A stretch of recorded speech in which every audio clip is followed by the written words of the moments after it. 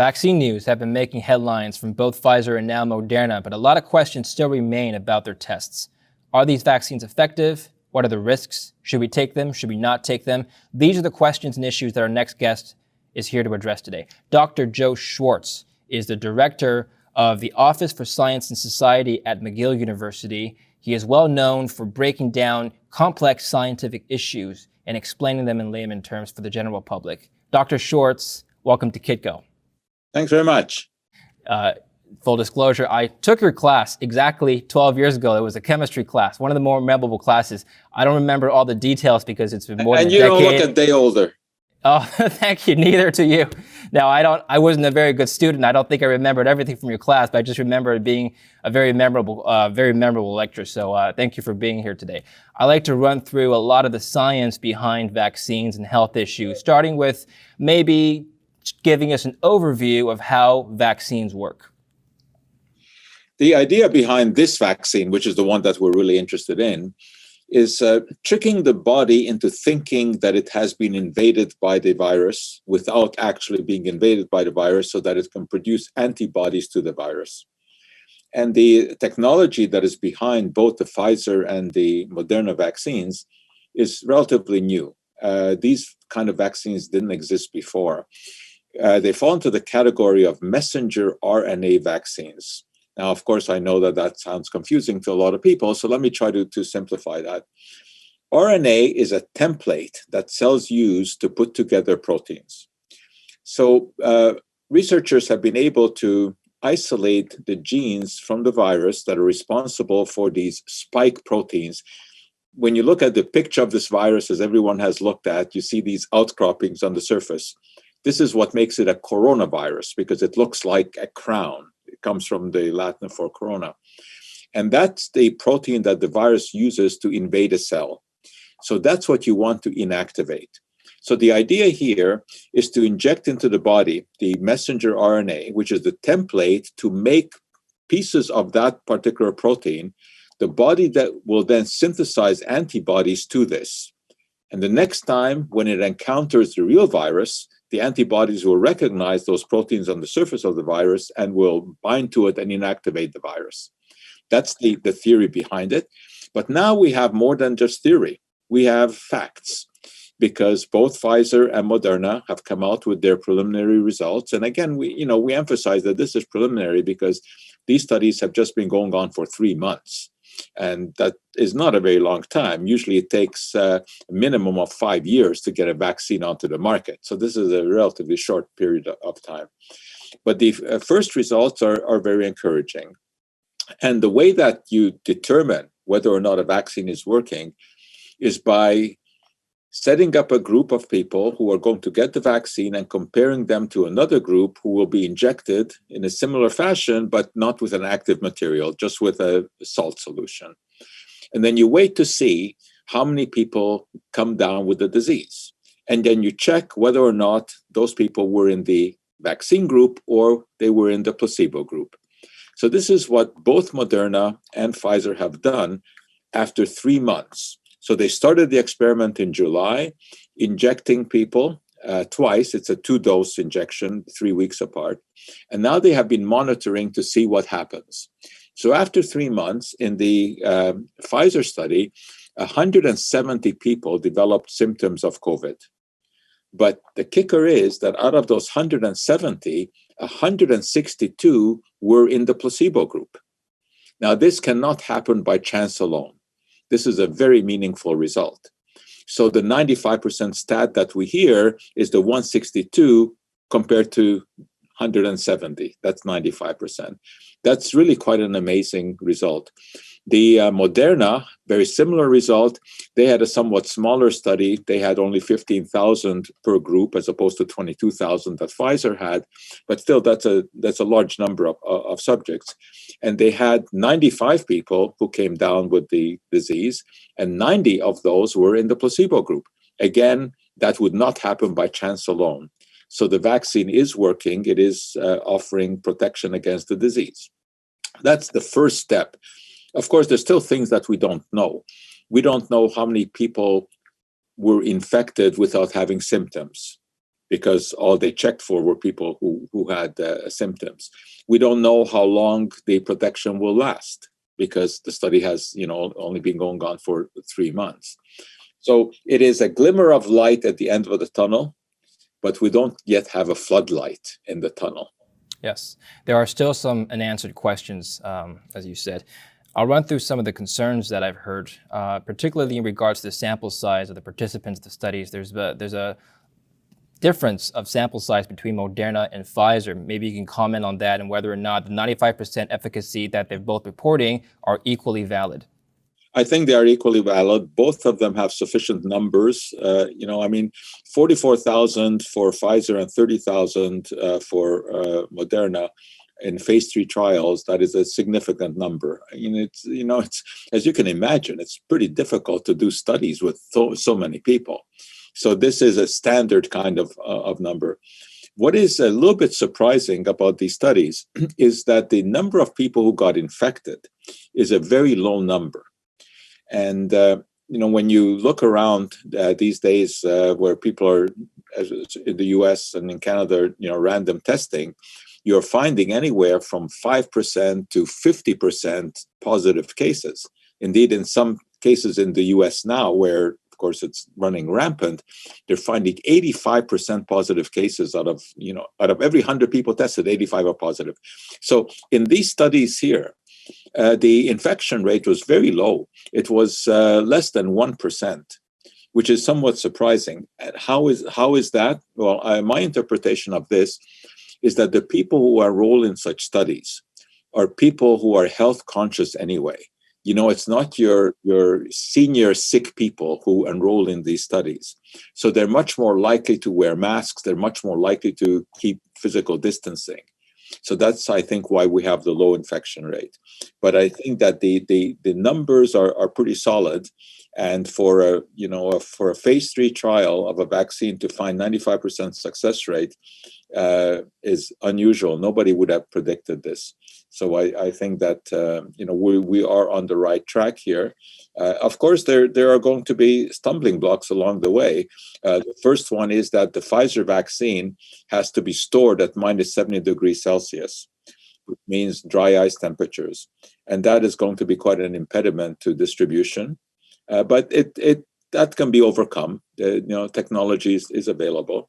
Moderna's is somewhat better in that sense because it only requires minus 20 degrees, and the freezers that pharmacies have can go down to that temperature. So there's that difficulty. Then, of course, there will be the difficulty of producing enough of the vaccine. When you're talking about having to vaccinate billions of people globally, that's a lot of vaccine to produce. And you have to remember that this is a 2-dose vaccine. So when you hear that a company is going to be able to produce by January 50 million doses, which is what I think Pfizer is saying, those 50 million doses will vaccinate only 25 million people because you need 2 doses per person. So it's going to be quite some time until we have billions of doses that the world requires. Yeah, that was my next question, which is logistical issues that you brought up. Do you, as a scientist, do you foresee a reasonable timeline for delivery? Can we expect just the United States, there's 300 million people? I think we can expect a rollout in December or January on a relatively small scale. And that will, I think, we targeted towards frontline healthcare workers, as should be the case. They'll be the first ones to get it. And then there'll be, a slow evolution. First, it will be people who are at risk, people who have comorbidities, who have various kinds of diseases, and then the senior citizens, and then the rest of the population. Now, as far as children go, that's a bit of an issue because neither the Pfizer or the Moderna studies looked at children. So that will have to be explored before children get vaccinated. But I think the rollout will start in December and January. But again, in order to really get a handle on this terrible plague that we're dealing with, sure. We're going to be looking for what we call herd immunity, when about 70% of the population has developed immunity to this disease, which is going to require billions of doses of this vaccine. And that's not going to happen within a couple of months. That will take a year in order to vaccinate billions of people in the world. But it's not an impossible task. Okay, Professor, we're going to do a challenge round here. So I'm going to give you a few, should I say, commonly held beliefs about vaccines from the general public. And I'd like you to clarify whether or not they're true or not. And if they're not true, can you please explain why it's not true? So the first one is that vaccines can kill you. Yes, vaccines can kill you. Going out on the street can kill you. You can be run over by a car. Everything in life has a certain risk associated with it. The risk with taking vaccines is very, very, very low. It is not zero. You take an aspirin and the risk is not zero. You can get a hemorrhage from aspirin. So what you always have to look at are the statistics and the risk-benefit ratio. The benefits of vaccine are legendary.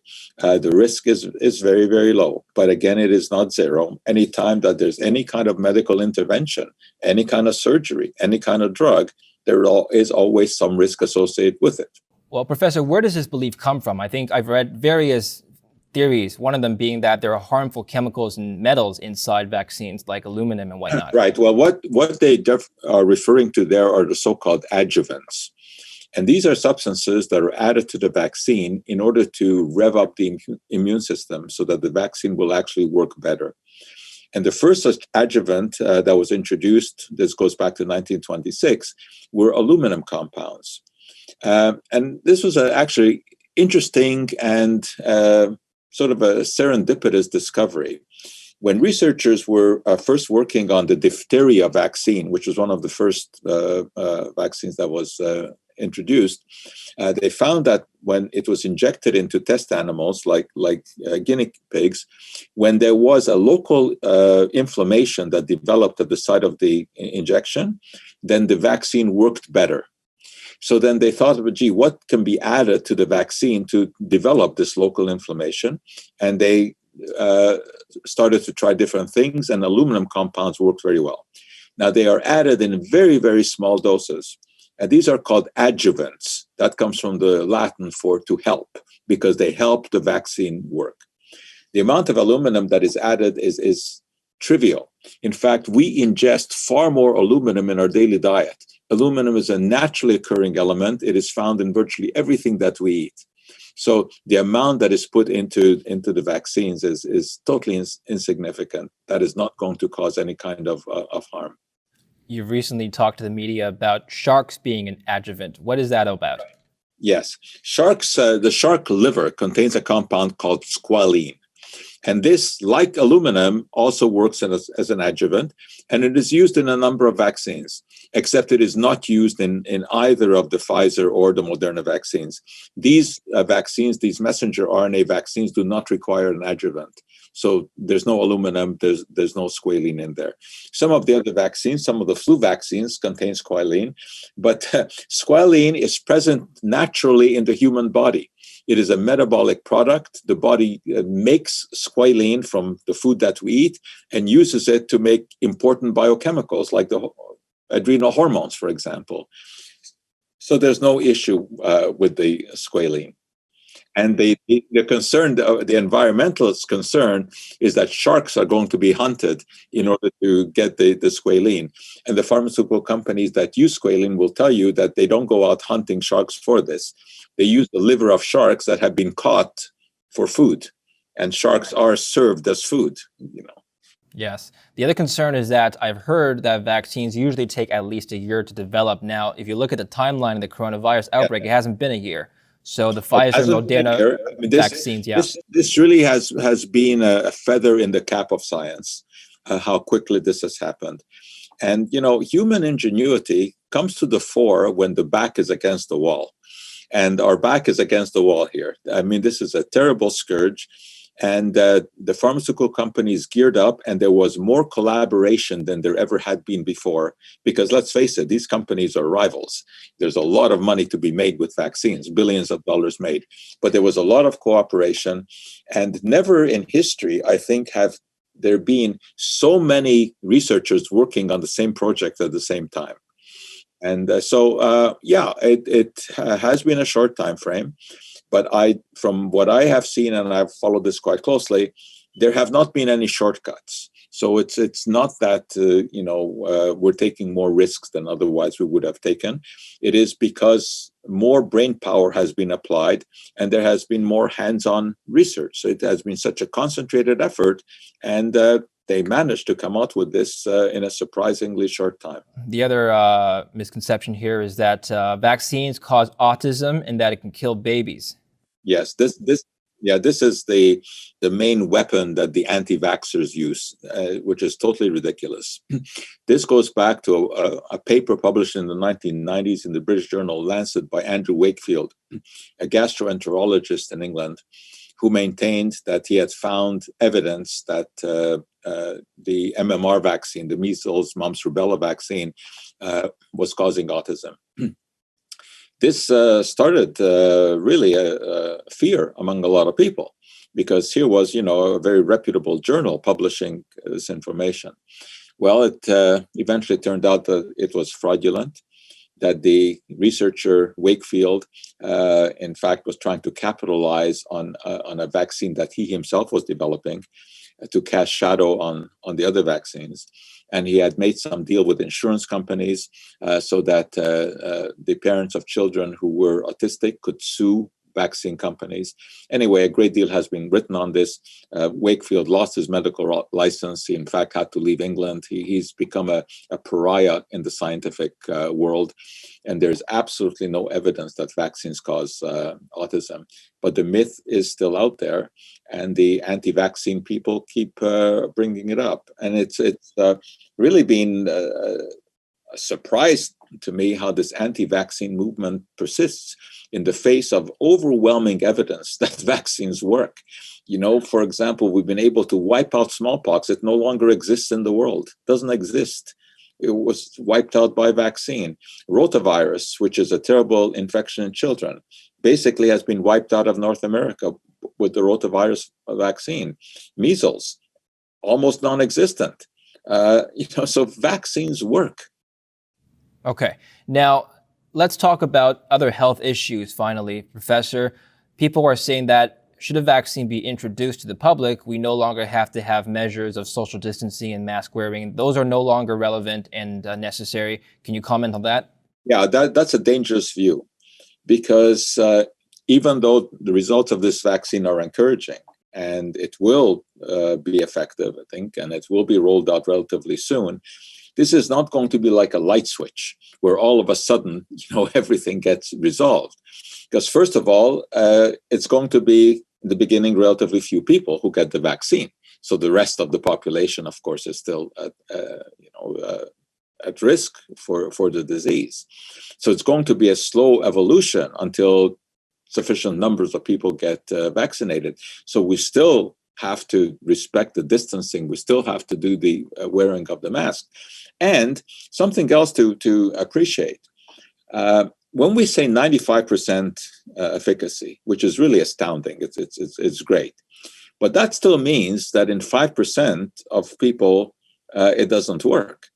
Now, when you are talking about large numbers of people, we're talking in North America of 400 million people, right?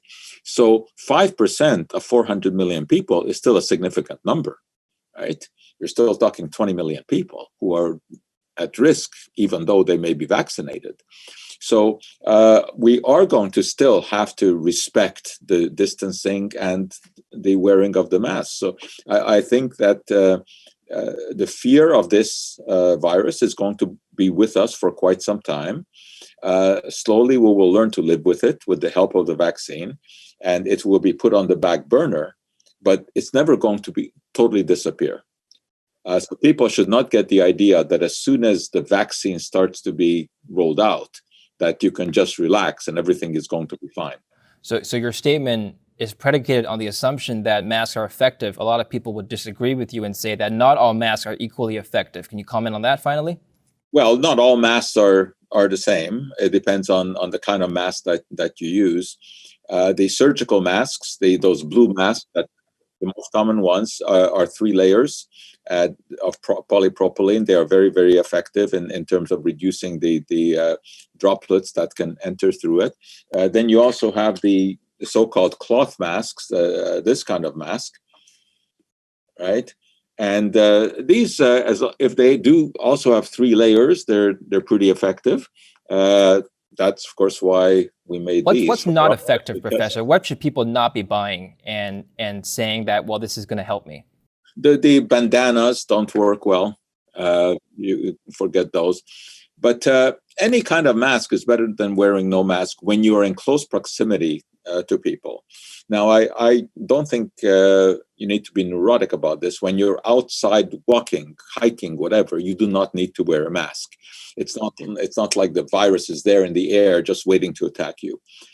Where it is important is indoors, where you are in close contact, because we've seen infections rise from bars, people congregating in bars, weddings, other such celebrations where you're indoors in close confinement, breathing at each other, especially loud talking, singing. That's what causes droplets to come out of the mouth. There, the masks are very important. So you have to use a bit of common sense here. I don't think you have to wear a mask 24 hours a day. I mean, when I go outside running or walking, I don't wear a mask. But you go into a supermarket, yeah, that's a different story. And even though we don't really have, at this point, concrete evidence of just how effective mask wearing is, it is a benign enough activity that poses no risk to take the chance that it is doing us some good. And that's always the question, risk versus benefit. So even when the potential benefit is small and the risk is 0, which is what it is with the mask, why not try it? Let's wait a few months, see whether or not we can get people to wear masks and see whether or not we can try to sweep this thing under the carpet. Professor, I want to thank you so much for coming on the show today. It was a real pleasure talking to you. And sorry I didn't become a scientist like you. I hope you're not disappointed. Well, you seem to have done pretty well, and you've maintained an interest in science, and that's the key. Yeah, I want to help the public understand, the important facets of science. I looked at my transcript for last night. Somehow I got an A in your class. I don't know how it happened because I never studied, but somehow it happened. Thank you very much, Professor. Okay, thank you. And thank you for watching Kitco News. I'm David Lynn. Stay tuned for more.